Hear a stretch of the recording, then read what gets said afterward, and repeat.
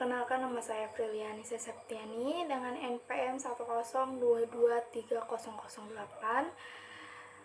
kelas B23 1 akuntansi. Di sini saya akan membahas tentang pemahaman konsep e-commerce yang merupakan kepanjangan dari electronic commerce, yang berarti perdagangan yang dilakukan secara elektronik.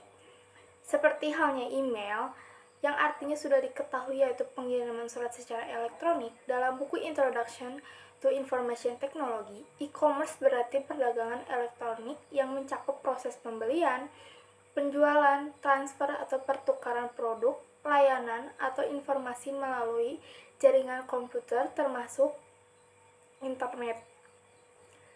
Apabila dipilih, e-commerce terdiri dari huruf E yang berarti elektronik dan commerce yang berarti perdagangan. Pada perdagangan konvensional dikenal adanya penjual dan pembeli, lalu pedagangnya sesungguhnya ada barang jasa yang dijual dan tentu ada pembelinya. Kata perdagangan itu sendiri berdiri dengan arti sekadar tawar-menawar antara penjual dan pembeli. Lalu apabila keduanya sepakat, maka barulah dilakukan transaksi. Perdagangan yang seperti ini terjadi hanya sesaat dan tidak ada relasi yang berarti antara penjual dan pembeli. Dalam hal ini, perdagangan hanya sekadar kegiatan menjual dan membeli. Untuk pembahasan yang kedua, ada resiko keamanan e-commerce. Resiko keamanan e-commerce dapat berupa pencurian data, serangan phishing, dan peretasan situs web. Berikut beberapa risiko keamanan e-commerce. Yang pertama, pencurian data pelanggan, salah satu ancaman terbesar dalam e-commerce. Yang kedua, serangan DDoS, upaya untuk membuat situs web tidak dapat diakses dengan membanjiri server dengan lalu lintas palsu. 3. Fraud dan penipuan online, termasuk carding atau penggunaan kartu kredit curian, refund fraud, dan phishing. Yang keempat, malware dapat mencuri data atau merusak sistem. Kelima, serangan brute force, penyerangan mencoba mengakses akun dengan mencoba berbagai kombinasi password. Yang terakhir, pembobolan akses akun dan data, kecurangan dari pihak yang tidak memiliki wewenang. Untuk melindungi keamanan e-commerce, kalian bisa menerapkan beberapa langkah seperti menggunakan SSL untuk mengenkripsi data yang dikirim antara pengguna dan server, menerapkan autentikasi 2 faktor untuk mencegah akses yang tidak sah ke akun pengguna, dan memperbarui sistem dan menerapkan patch keamanan terbaru.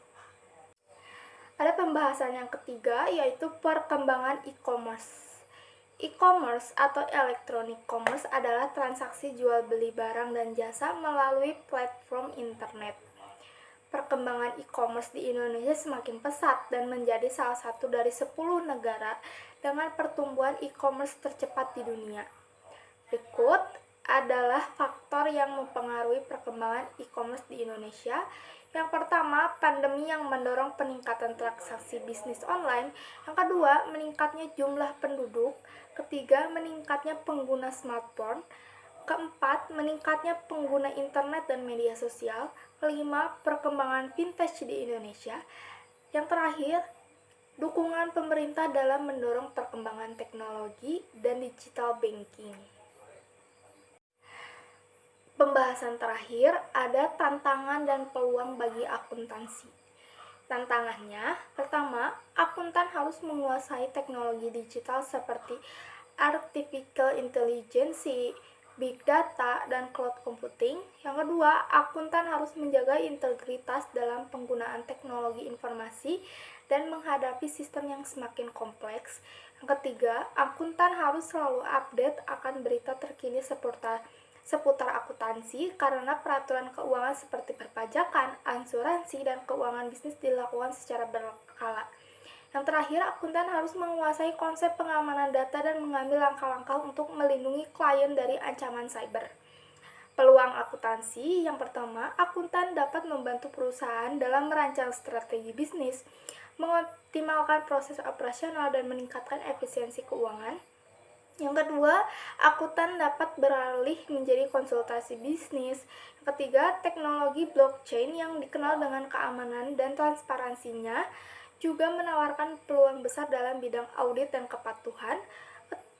Keempat, akuntan dengan kemampuan analisis data yang mumpuni akan menjadi aset berharga. Terakhir, teknologi seperti AI dapat membantu akuntan dalam melakukan audit internal dengan lebih cepat dan akurat. Segitu pembahasan materi tentang e-commerce dari saya. Mohon maaf apabila ada kurang dari pembahasan saya dan kesalahan atas pengucapannya. Terima kasih.